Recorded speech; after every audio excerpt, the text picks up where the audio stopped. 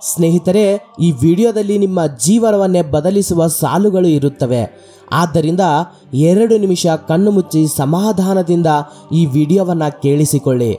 ನಿಮ್ಮ ಮನಸ್ಸು ಹಗುರವಾಗುತ್ತದೆ. ಜೀವನ ಅನ್ನೋದು ಸೋಲು ಗೆಲುವಿನ ಆಟ. ಗೆದ್ದವನಿಗೆ ಸೋಲಬಾರದೆಂಬ ಭಯ ಇದ್ದರೆ ಸೋತವನಿಗೆ ಗೆಲ್ಲಲೇಬೇಕೆಂಬ ಛಲವಿರುತ್ತದೆ. ಬದುಕು ನಿಧಾನವಾಗಿ ಪಾಠ ಕಲಿಸುತ್ತದೆ. ನಿನ್ನತನವನ್ನ ಅಡವಿಟ್ಟು ಯಾರನ್ನೂ ನೀನು ಪ್ರೀತಿಸುವ ಅಗತ್ಯವಿಲ್ಲ. ಏಕೆಂದರೆ ಇಲ್ಲಿ ಯಾರು ಯಾರಿಗೂ ಅನಿವಾರ್ಯವಲ್ಲ.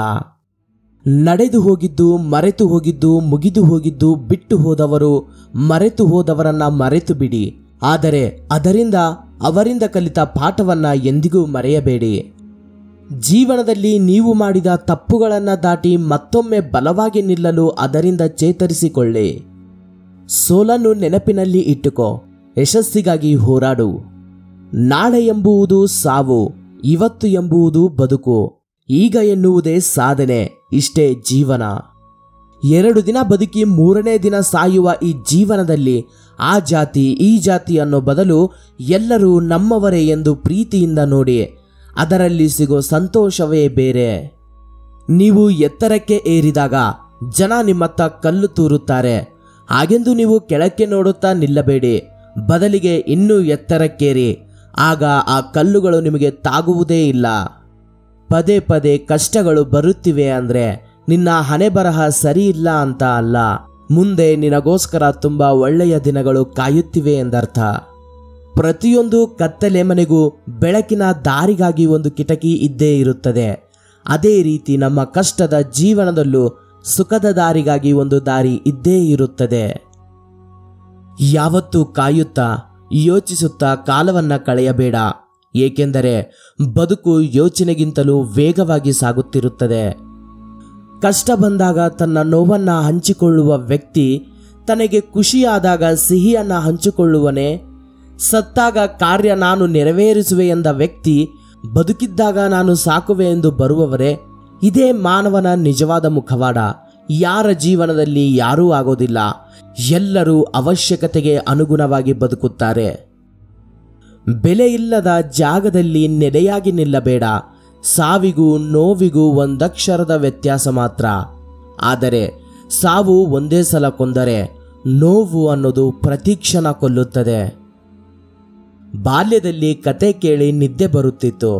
ಆದರೆ ಈಗ ನಮ್ಮ ಕತೆ ನೆನೆದು ನಿದ್ದೆ ದೂರ ಓಡುತ್ತಿದೆ. ನಾವು ಯಾರನ್ನೇ ಕಳೆದುಕೊಂಡರೂ ಬದುಕಬಹುದು. ಆದರೆ ನಮ್ಮನ್ನು ನಾವೇ ಕಳೆದುಕೊಂಡರೆ ಬದುಕುವುದು ಕಷ್ಟ. ಇವತ್ತು ನೀನು ಒಂಟಿ ಇರಬಹುದು. ನಾಳೆ ನೀನು ಗೆದ್ದರೆ ಜಗತ್ತೇ ನಿನ್ನ ಹಿಂದೆ ಬರುತ್ತೆ. ಒಬ್ಬರ ತಾಳ್ಮೆಯನ್ನ ಅವರ ದೌರ್ಬಲ್ಯ ಎಂದು ತಿಳಿಯಬೇಡಿ. ಏಕೆಂದರೆ ಅವರಿಗೆ ಇನ್ನೊಬ್ಬರನ್ನು ನೋಯಿಸಲು ಇಷ್ಟ ಇರುವುದಿಲ್ಲ.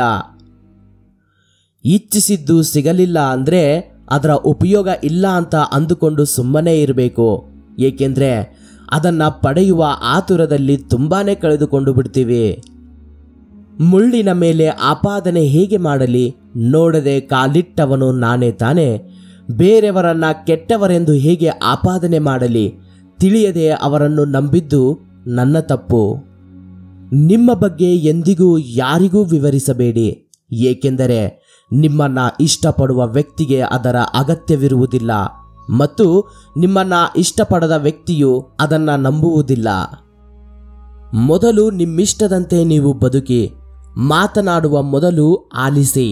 ಬೆರೆಯುವ ಮೊದಲು ಯೋಚಿಸಿ. ಖರ್ಚು ಮಾಡುವ ಮೊದಲು ಸಂಪಾದಿಸಿ. ಪ್ರಾರ್ಥಿಸುವ ಮೊದಲು ಕ್ಷಮಿಸಿ. ನೋಯಿಸುವ ಮೊದಲು ನೋವನ್ನು ಅನುಭವಿಸಿ. ದ್ವೇಷಿಸುವ ಮೊದಲು ಪ್ರೀತಿಸಿ.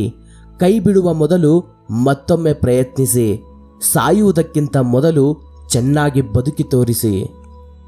ಮನಸ್ಸಿಗೆ ಬಂದದ್ದನ್ನೆಲ್ಲ ತಿಂದರೆ ಅಜೀರ್ಣವಾಗಿ ಆರೋಗ್ಯ ಹಾಳಾಗುತ್ತದೆ. ಮನಸ್ಸಿಗೆ ಬಂದಂತೆ ಮಾತನಾಡಿದರೆ ಸಂಬಂಧಗಳ ಆರೋಗ್ಯ ಹಾಳಾಗುತ್ತದೆ. ಬೇಡ ಎಂದು ಒಮ್ಮೆ ನಿರ್ಧಾರ ಮಾಡಿದ ಮೇಲೆ ಅದರ ಬಗ್ಗೆ ಮಾತನಾಡುವುದನ್ನೇ ಬಿಟ್ಟು ಬಿಡಬೇಕು. ಅದು ವಸ್ತುವಾದರೂ ಸರಿ, ವ್ಯಕ್ತಿಯಾದರೂ ಸರಿ. ಒಬ್ಬ ವ್ಯಕ್ತಿಯ ಮೌಲ್ಯ ನಿರ್ಧರಿಸಲು ನಾವು ಅವನ ಹಣ, ಅಧಿಕಾರ, ಅಂತಸ್ತೆ ಮುಖ್ಯವೆಂದು ತಿಳಿಯುತ್ತೇವೆ.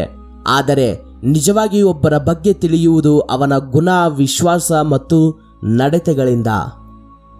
ಸುಳ್ಳು ಹೇಳಿ ಒಳ್ಳೆಯವನೆಂದು ಕರೆಸಿಕೊಳ್ಳುವ ಬದಲು ಸತ್ಯ ಹೇಳಿ ಕೆಟ್ಟವನಾದರೂ ಪರವಾಗಿಲ್ಲ. ಏಕೆಂದರೆ ಸುಳ್ಳಿನ ಮುಖವಾಡ ಒಂದಲ್ಲ ಒಂದು ದಿನ ಕಳಚಿ ಬೀಳುತ್ತದೆ. ಮುಖವಾಡವಿಲ್ಲದ ಸತ್ಯ ಶಾಶ್ವತವಾಗಿ ಹೃದಯಗಳಲ್ಲಿ ಉಳಿಯುತ್ತದೆ. ಸಣ್ಣವನಿದ್ದೆ, ಎಲ್ಲವನ್ನೂ ಮರೆತು ಬಿಡುತ್ತಿದ್ದೆ. ಆಗ ಜಗತ್ತು ಹೇಳುತ್ತಿತ್ತು, ನೆನಪಿನಲ್ಲಿ ಇಡುವುದನ್ನು ಕಲಿ ಅಂತ. ಈಗ ನಾನು ದೊಡ್ಡವನಾಗಿದ್ದೇನೆ, ನನಗೀಗ ಎಲ್ಲವೂ ನೆನಪಿರುತ್ತದೆ. ಆದರೆ ಈಗ ಜಗತ್ತು ಹೇಳುತ್ತದೆ, ಮರೆಯುವುದನ್ನು ಕಲಿ ಎಂದು.